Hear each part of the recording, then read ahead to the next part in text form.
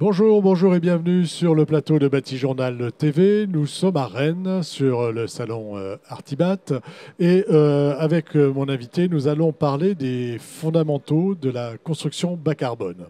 On va vous faire un petit cours. Romain Martens, bonjour. Bonjour, Alors c'est Martin ou Martens? Martine. Excusez-moi. Vous êtes chef de projet bas carbone et résilience chez Novabuild. Novabuild. Alors Novabult, c'est un réseau de 380 adhérents en Pays de la Loire. Et on se dit l'allié solution climat de toutes ces personnes, de toutes ces entreprises vers la transition climatique. Voilà, et donc on va parler carbone parce que ça passe par là. On va regarder, enfin, on va voir quels sont les fondamentaux dans la construction de la construction bas carbone. Mais avant, vous vouliez quand même resituer ça dans un contexte plus général. Oui, en effet, il faut quand même se rappeler pourquoi on parle de construction bas carbone. Donc le dérèglement climatique est là. On sait que c'est d'origine humaine, lié à toutes nos activités. C'est avéré, c'est vrai. Donc maintenant, il faut en prendre acte et aller dans l'action pour pouvoir résoudre cette problématique. Les conséquences existent d'ores et déjà. On voit les canicules, les inondations, les feux de forêt, etc.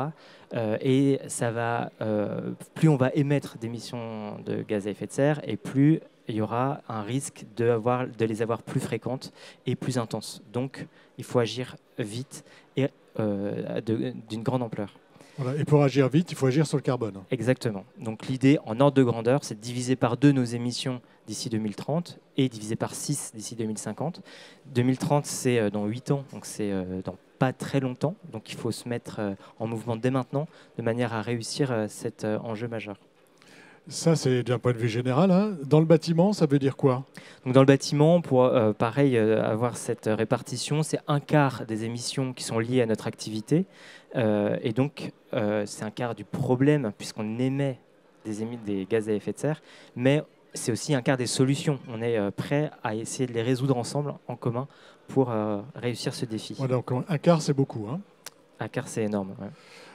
Donc il y a du travail, il y a du pain sur la planche. Et ça commence par quoi, la construction bas carbone? Alors la première chose de la construction bas carbone, c'est de se souvenir que la meilleure construction bas carbone, c'est une rénovation performante.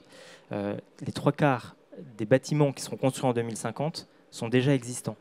Or, ça fait que quelques années que les réglementations énergétiques sont particulièrement ambitieuses.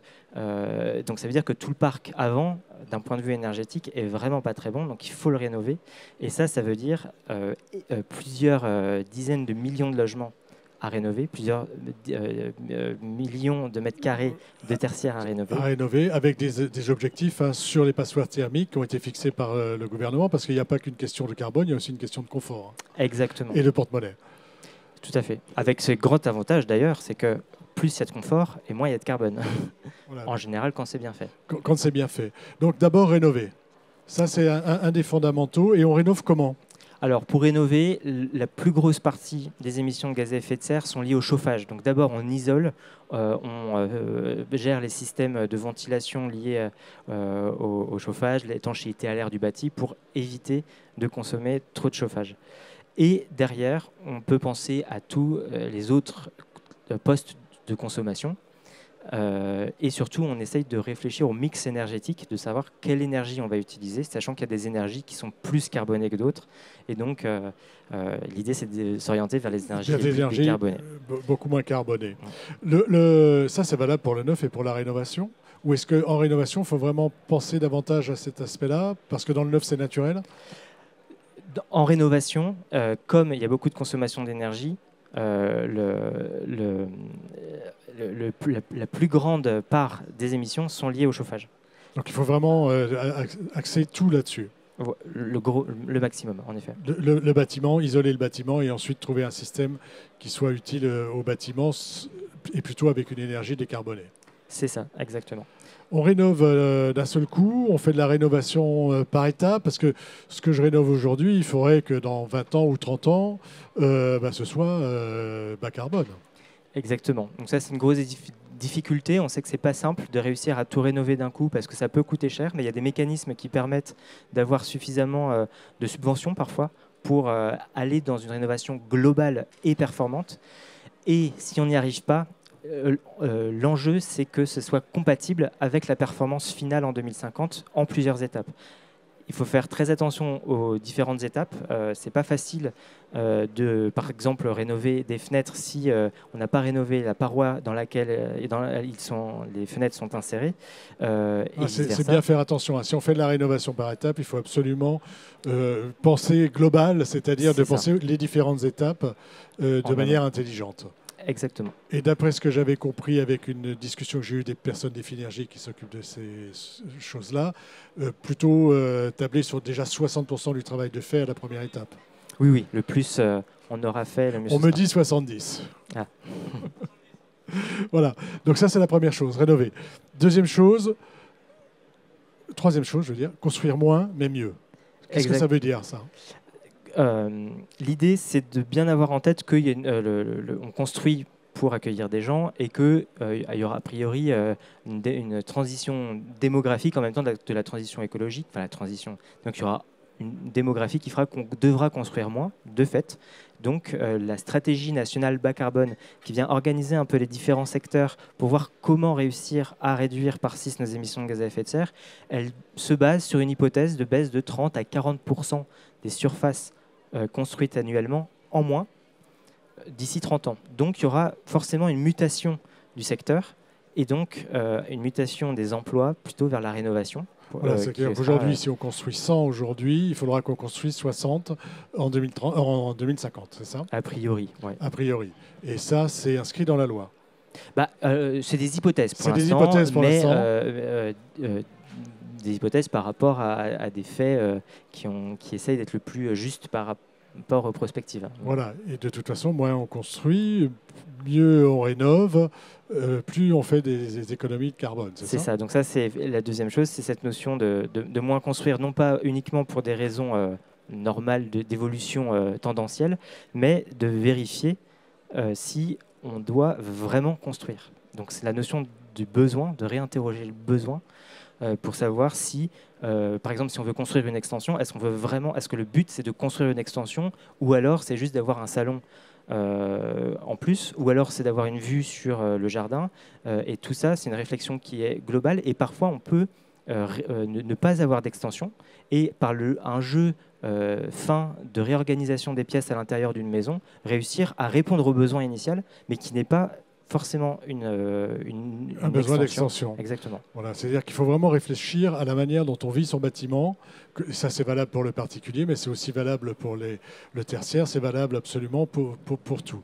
Ce qui nous amène à une autre question, c'est celle des usages. Tout à fait. Parce que si on repense les usages, comment repenser les usages intervient dans les fondamentaux de la construction bas carbone ?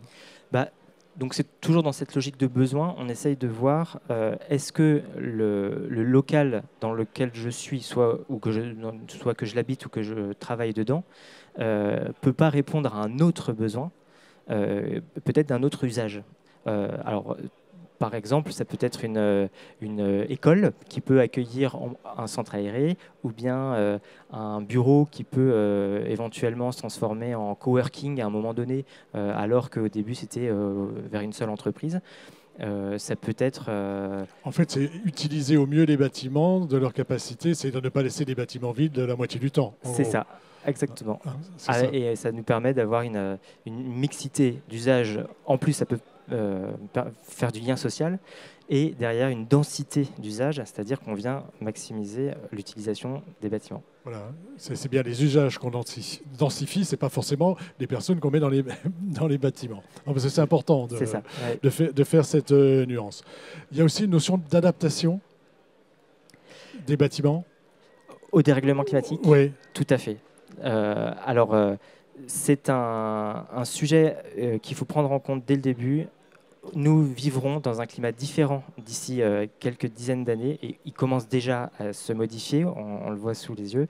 Donc, vérifier au niveau des surchauffes d'été que notre bâtiment réagit bien, vérifier au niveau du retrait-gonflement des argiles, c'est complexe. Enfin, c'est complexe. En tout cas, ça nous touche dans le bâtiment, le sol qui va se modifier. Donc, il faut être attentif à avoir les bons dimensionnements structurels pour éviter que ça fissure ensuite. les risques d'inondation qui vont évoluer, et puis pour les littorales, la submersion marine aussi qui va être un risque. Et ça, on le fait maintenant. Exactement. C'est-à-dire, on réfléchit maintenant au climat qu'on aura. On construit aujourd'hui pour le climat qu'on aura dans 30 ans, voire, et on sait déjà que ce sera encore différent dans 60 ou 70 ans. On arrive au terme de notre échange. Est-ce que vous voulez appuyer sur quelque chose ou faire une petite conclusion par rapport à ce qu'on vient de dire sur ces fondamentaux de la construction bas carbone? Juste aborder, en plus des besoins, il y a quand même ces notions de levier liées à la construction neuve, pareil que la rénovation, où d'abord on rénove, on diminue la consommation d'énergie pour toute la vie du bâtiment, et aussi on pense à l'analyse de cycle de vie qui vient nous dire que la moitié des émissions de gaz à effet de serre sont liées à la construction, à la phase de construction. Tous les matériaux, tous les équipements qu'on utilise pour construire le bâtiment sont aussi émetteurs. Donc il faut être attentif à choisir les bons matériaux, les moins émetteurs lors de cette phase de construction. Voilà, choisir le bon matériau au bon endroit, hein, c'est ce qu'on entend beaucoup en ce moment. Et évidemment, un développement des matériaux décarbonés, moins carbonés. Merci, merci d'être venu sur le plateau de Bâti-Journal pour nous parler donc des fondamentaux de la construction bas carbone. On pourrait en parler plus longtemps, mais je pense qu'on a fait un bon petit tour d'horizon.